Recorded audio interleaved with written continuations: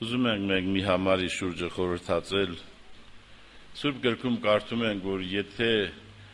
բոլոր օրենքից ընդամենը մի օրենքը խախտեցիր, ամբողջ օրենքի դեմ դու օրինազանց ես։ Ուրեմն ինչքան օրենքներ ա, չէ, Աստված տվել, եւ մի տեսակ շատ անգամ մենք շփոթվում ենք այդ տեղերից եւ ասենք հակառակորդ ուզում է օգտագործի ինչ-որ բաներ ու գողություն անի։ Ուրեմն հակառակորդի առաջի գործ գողությունն է։ Ասում է գողը չի գալիս ուրիշ բանի համար, բայց միայն գողանալու, սպանելու, կորսնցնելու, բայց առաջի գործ գողությունն է։ Ինչ է գողանում։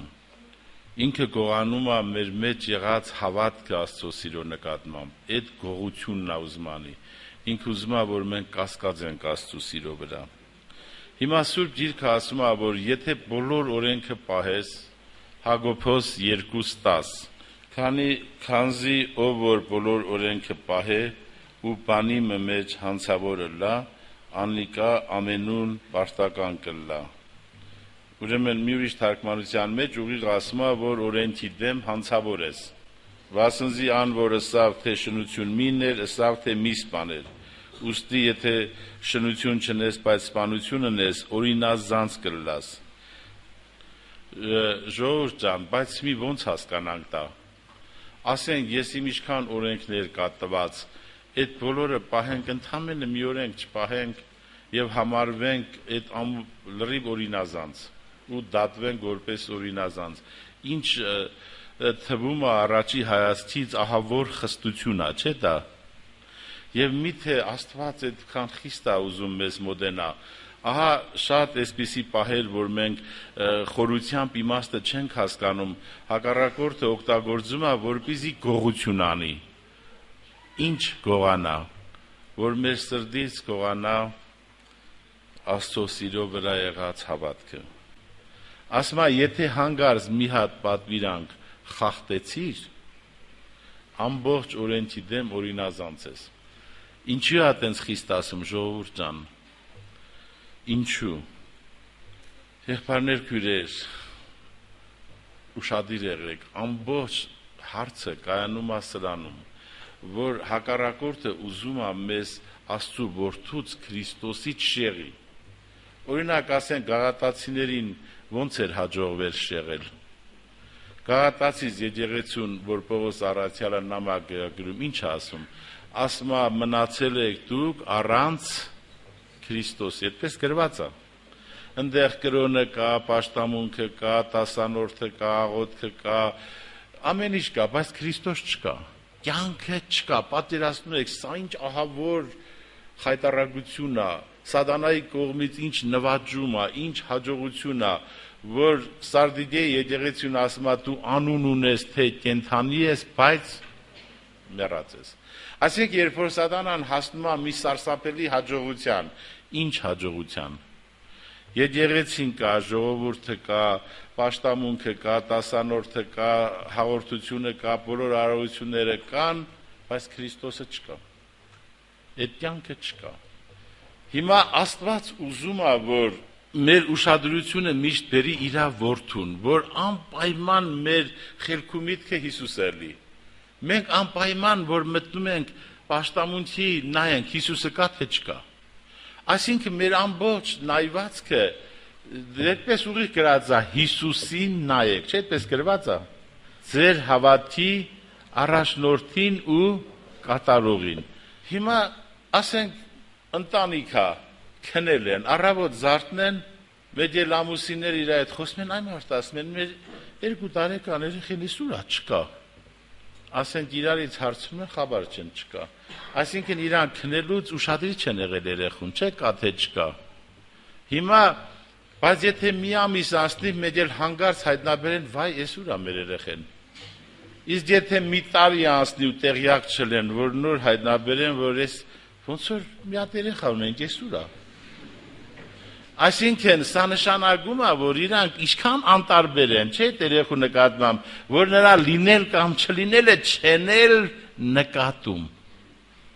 Հիմա Սարդիկե եկեղեցուն մենք ինչ ասենք, որ անուն ունես թե կենթանի ես, բայց իրականում մեռած ես, ի՞նչ է նշանակում մեռած, ժողովուրդ ջան։ Մեռած նշանակում որ կյանք չկա, չէ՞։ Կյանքը Քրիստոսն է, հիմա Քրիստոսը չկա։ Մի ամիս չկա, երկու ամիս չկա, մի տարի չկա, բայց այս մարդիկ խաբար չեն, որ Քրիստոսը չկա։ Ասեն գաղատացից եկեղեցիները տեղյակ չեն, խաբար չեն, որ իրանք մնացել են առանց Քրիստոսի։ Մի հասկանում եք, թե սա ինչ է։ Բայց Աստված հակառակն է ուզում, ժողովուրդ ջան։ Հիմա ինչու է ասում, որ եթե մի օրենքը խախտես, լրիվ օրենքի դեմ օրինազանցես, ինչու։ Քանի որ եղբայրներ քույրեր, եթե մենք մեռնում ենք եւ Քրիստոս բնությունն է մեր մեջ գործում, ոչ մի օրենք չի խախտում։ Այսինքն Սուրբ Գիրքը ասում է, որ Հռոմեացիս 8-րդ գլուխը ասում է, պարզ բացադրում է մարմնավոր քայլել եւ հոգեորապես քայլել։ Հոգեորապես քայլելը նշանակում է, որ մարդու մեջ երկրորդ աղբյուրն է բացվել իր վարկը որոշելու Քրիստոս կյանքը եւ հոգով է առաջնորդվում, այդ կյանքից է բխում եւ ասենք ինքը մեռածա Քրիստոս ապրում է իր մեջ։ Եթե իր մեջ Քրիստոս կյանքն է ապրում, Քրիստոսը ասեց ես չեմ եկել օրենքը ինչ անելու։ Օրենքը ավիրելու, հաբա եկել եմ ինչ անելու։ Կատարելու։ Քրիստոսը ասեց, որ երկինք ու երկիրը կանցնեն, բայց օրենքից նշանախեցմը չի անցնի, չէ՞, մինչև ամենը կատարվի։ Ասեց այդպես։ Այսինքն, եթե մեր մեջ գործում է այն հին բնությունը մեռած է, մեր վարքը որոշվում է ոչ թե մեղքի բնությունից է գալի, այլ Քրիստոս կյանքից է գալիս։ Մենք ոչ մի օրենք չենք կարող խախտել, որովհետև Քրիստոսն է ապրում մեր մեջ։ Քրիստոսը չի եկել որևէ մի օրենք խախտելու։ Հիմա երբ որ մենք մի օրենք խախտում ենք, ժողովուրդ ջան, եւ ոչ թե ներողություն ենք խնդրում, զղջում ենք եւ ուղղվում է, այլ շարունակում ենք վաղն էլ խախտել, մյուս օրն էլ խախտել, դա նշանակում է, որ Քրիստոս կյանքից չի բխում մեր վարքը, մեր հին բնությունից է բխում, կրոնավոր, մեղքի բնությանը մենք կրոնական շորեր ենք հագցրել, փարիսեցի ենք տարել, մենք հոգևորապես չենք ապրում, հոգով չենք ապրում, հոգով չենք առաջնորդվում, այլ նույն հին մարմինն է, մարմնավոր ենք։ Հիմա եթե դու ես մարդուն չես ներել, Սուրբ օրենքն ասում է, որ պետք է ներես, դու չես ներել, այսօր էլ չես ներել, վաղն էլ, մյուս օրն էլ, մանավանդ ատում ես, բայց ուրիշ հազար ու մի բան անում ես։ Պաշտամունքի ես գնում 10-րդ ես տալու, ես շատ գիտեմ 500 հատ օրենք պահում ես, բայց այդ մեկը խախտում ես։ Դու պետք է հասկանաս, այդ մեկը որ խախտում ես, դա նշանակում է, որ քո վարքը չի բխում Քրիստոս կյանքից։ Քո վարքը բխում է Ադամի ժառանգած մեղքի բնությունից։ Երբ դու այդ բնությանը հագցրել ես կրոնական շորեր, երբ դու կարող ես կորցրել ես այդ կյանքը, բայց վրեդ խաբար չկա։ Ուրեմն սիրելի եղբայրներ, քույրեր, ասում է իսկար դատապարտություն չկա Քրիստոս Հիսուսով եղողներուն, որոնք մարմնավոր կերպով չեն վարվիր, քանզի Քրիստոս Հիսուսով կյանքի հոգի օրենքը զիս ազատեց մեղքի և մահվան օրենքից։ Վասնզի այն, որ անկարելի էր օրենքին, որովհետև տկար էր մարմնով, Աստված իր որդին ուղարկեց մեղանչական մարմնի նմանությամբ ու մեղքի համար եւ դատապարտեց մեղքը այդ մարմնի մեջ, որպեսզի օրենքին արդարությունը կատարվի մեր մեջ, որ մարմնավորապես չեն քայլեր, հապա հոգևորապես։ Քանզի մարմնավոր եղողները մարմնին բաները կմտածեն, ու հոգևոր եղողները հոգին բաները։ Ուրեմն երկու վիճակ կա, մարմնավոր եւ հոգևոր։ Մարմնավորը նա է, որ մարդու վարքը որոշվում է իր Ադամի ժառանգած մարմնավոր մեղքի բնությունից։ Հոգևորը նա է, որ Քրիստոսին ինքը որպես կյանք ընդունել է, այն մարմնավորը մեռել է եւ իր վարքը բխում է Քրիստոս կյանքից։ Մեդին Սուրբ Գիրքը անվանում է մարմնավոր, մեդին համարում է հոգևոր։ Քանզի մարմնավոր եղողները մարմնին բաները կմտածեն ու հոգևոր եղողները հոգին բաները։ Վասնզի մարմնավոր խորհուրդը մահ է եւ հոգևոր խորհուրդը կյանք ու խաղաղություն։ Քանզի մարմնավոր խորհուրդը Աստծո դեմ թշնամություն է, վասնզի Աստծո օրենքին չի հնազանդում, մանավանդ չկրնարալ։ Վասնզի մարմնով եղողները չեն կրնար Աստծուն հաճոլալ։ Բայց դուք մարմնով չեք, հապա հոգիով։ Եթե Աստծո հոգին ձեր մեջ բնակած է, իսկ եթե մեկը Քրիստոսի հոգին չունի, անիկա անորը չէ։ Աստծո հոգին, Սուրբ հոգին մեզ բերում է աստվածային կյանքը։ Աստված իր մեջ եղած կյանքը դրեց որդու մեջ։ Որդին երկնքից երկիր բերեց այդ կյանքը։ Որդու խաչվելուց հետո աստվածային կյանքի կրողը Սուրբ հոգին է, որը այդ կյանքը բերում է մեր մեջ։ Եվ եթե Քրիստոս ձեր մեջ է, ալ մարմինը մեռած է մեղքի համար ու հոգին կենդանի արդարության համար։ Իսկ եթե Հիսուսը մեռելներին հարուցանողին հոգին ձեր մեջ բնակած է, ալ անիկա, որ Քրիստոսը մեռելներին հարուց, պիտի կենդանացնե ձեր մահկանացու մարմինները իր հոգիով, որ ձեր մեջ կբնակի։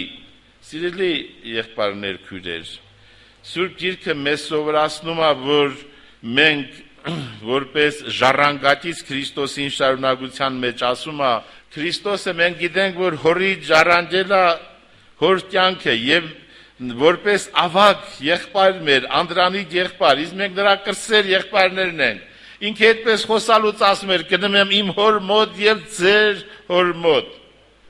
Մենք իրան ժառանգատից ենք, ինքը այդ կյանքը բերել է, սատանեն ուզում է մենք ամեն ինչ ունենանք, տեսնենք, բայց այդ կյանքը չունենանք, Աստված ուզում է, որ այդ կյանքը ունենանք։ Սիրելի եղբայրներ, քույրեր, սխալը մի անգամ պետք անել, երկրորդ անգամ չարժե կրկնել։ Եթե մարդ մի լուրջ սխալ թույլ է տալիս եւ տուժվում է դրանից, երկրորդ անգամ չարժե կրկնել այդ նույն սխալը։ Մենք կարդում ենք անառակ որդու առադի մեջ, անառակ որդին ինչի համար գնաց հորտանից, հարց, որովհետև հոգեպես իրան լավ չէր զգում, պրոբլեմներ ուներ հոգեկան, մարդը հոգեպես է ուզում իրան լավ զգա, եղբայրներ, քույրեր, դրա համար է փնտրում իր հոգու համար լավ վիճակ, վերջապես թողած գնաց, հիմա դուք այդ առակ ինձանից լավ գիտեք, վերջը հետ եկավ, նա այդ հետ գալուց ուզում էր կրկնել այդ սխալը, հասկանում եք, ինչ սխալ, հիշեք, բանվոր թե որդի, ասենք մի հարուստ մարդ բանվորներ ավարձը իրա տունը շինում են, նրանք ինչ են, անունը տնենք բանվոր կամ վարձկան, չէ, ասենք այդ մարդ փող է տալիս, չէ, գալիս են իրա տունը աշխատում են, իրա ծառանա, բանվորնա, վարձկաննա, վերջը աշխատողա, չէ, հիմա ինքը հետ է եկել, ժողովուրդ ջան, ըստեղ տեսեք ինչ սարսափելի սխալ է կատարվում, ինքը ուզում է որպես բանվոր աշխատի հոր տանը, հասկանում եք, ասում է հորս տանը ինչ կա, շատ վարձկաններ կա, որ վերջը հաց ուտում են, ես էլ նրանցից ինչ եմ, նրանցից մեդի պեսել եմ, այսինքն ինքը հոգեկան հաղորդակցություն չուներ հոր հետ, դրա համար հոր տանից գնաց, այդ նույն վիճակն էլ մեծ աղբերը հիշում եք ինչ էր ասում էր այսքան ժամանակ ես չես ծառայեցի, մի հատ ուլ չտվիր, որ ինչ անեմ, մի հատ ուլ չտվիր, որ իմ բարեկամների հետ ինչ անեմ, ուրախանամ, ուրեմն մեծ աղբոր ուրախությունը ուրիշ տեղ էր, ուրիշ բարեկամներ ուներ, չէ, հոր ներկայությունից չէր իր ուրախությունը, հասկանում եք, հիմա այս աղբերը հետ է եկել, ասում է հայր, լիքը բանվոր ունես, մեկն էլ ես եմ, այսինքն այդ նախադասությունը ինչ է նշանակում, հիմա դուք որ եկել եք եկեղեցի ինչ եք ասում, ես